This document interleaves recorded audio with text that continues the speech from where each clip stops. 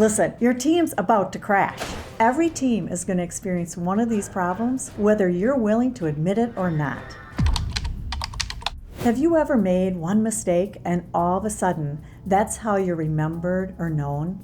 Maybe you're late to a meeting and now you're labeled as tardy. Or you've missed a deadline on a project and now you can't be trusted for the next project. Maybe you got fired from a job and you're seen as a failure. Listen, we all judge others and we draw conclusions based on our own experiences.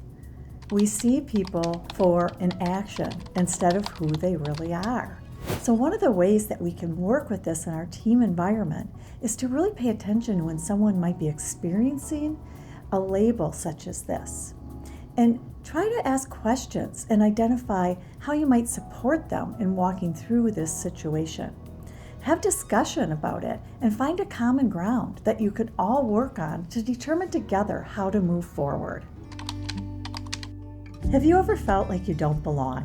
When you're walking down the hallway to the break room, there's a group of people at the water cooler, and all of a sudden they stop talking and they look at you and watch you walk by. Or maybe you're heading out at the end of the day, and there's a group of 3 getting into the car and they're all heading over for happy hour, but you weren't invited. Cliques happen because it's human nature for us to stick with like-minded people, the people that we feel most comfortable with. So what can we do about this? Well, let's really just be aware that those cliques do exist. And it's important for us to identify where they might be happening and who might be feeling left out. I remember statistics that I read once about like 52% of the people in an organization are feeling left out at one time or another. That's half of your organization. So if you're feeling like you don't belong, somebody else probably feels like they don't too. And it might be just the person that you're feeling like you want to be with.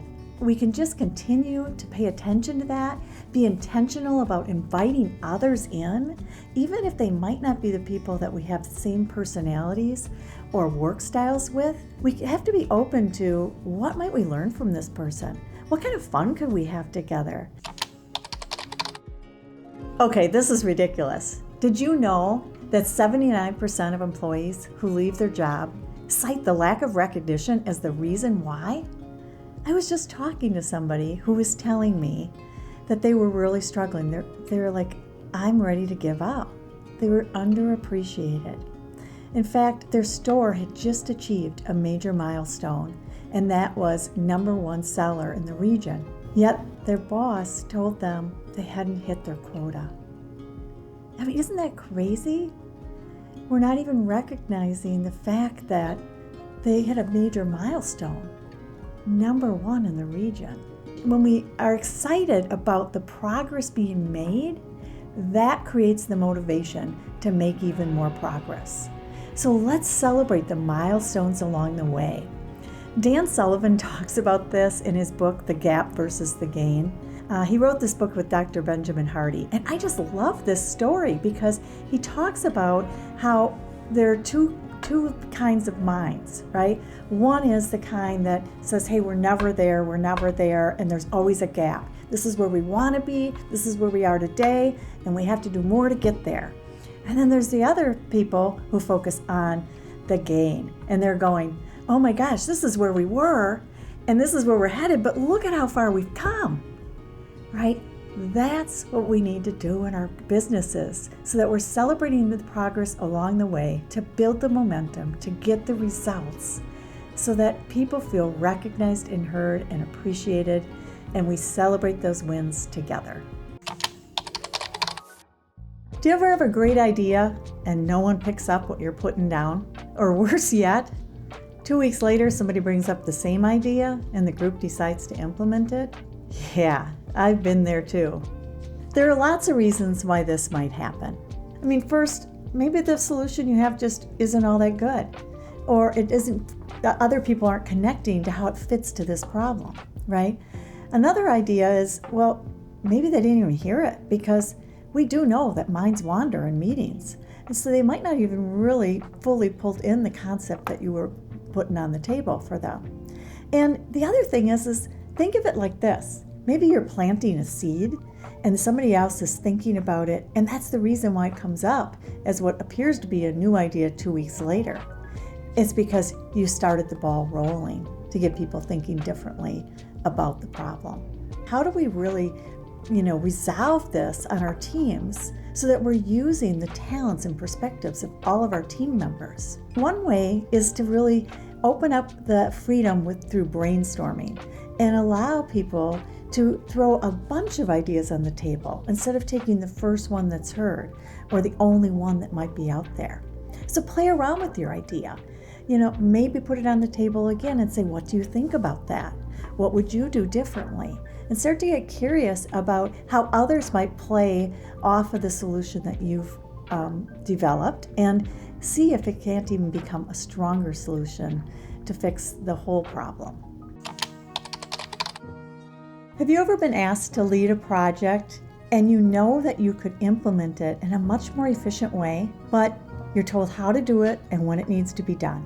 I know that's happened to me, and I've seen it happen to others. As humans, we resist change. After all, 70% of projects fail in the workplace. That's pretty wild. And the reason is because 38% of the people in the workplace are resisting change. When you have a project that's moving forward and you have some new ideas, it can be really hard to change the people who've been doing that same task for years and years. In order to embrace change, we have to have these dynamic conversations. And we really need to talk about the value or the benefit of making the change. So take the time to discuss why the change needs to be made, and then give it a try. How many people really trust you? And how do you know? We know that trust is a common problem in many organizations. It's talked about, there are books on it. Trust matters. But what does trust really look like? It's overall about a relationship that we have with our team members.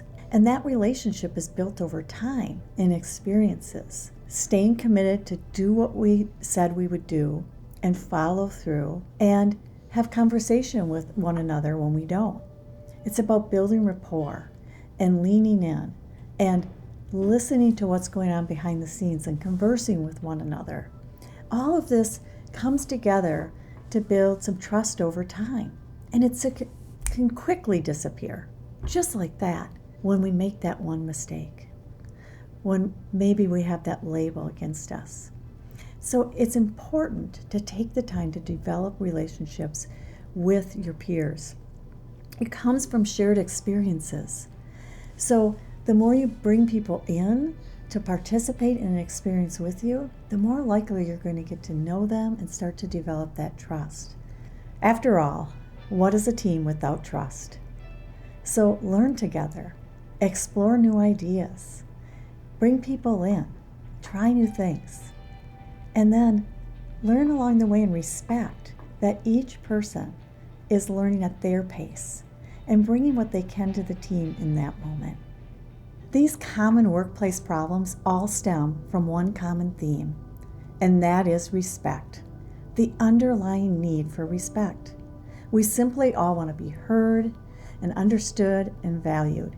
Never doubt that a small group of thoughtful, committed citizens can change the world.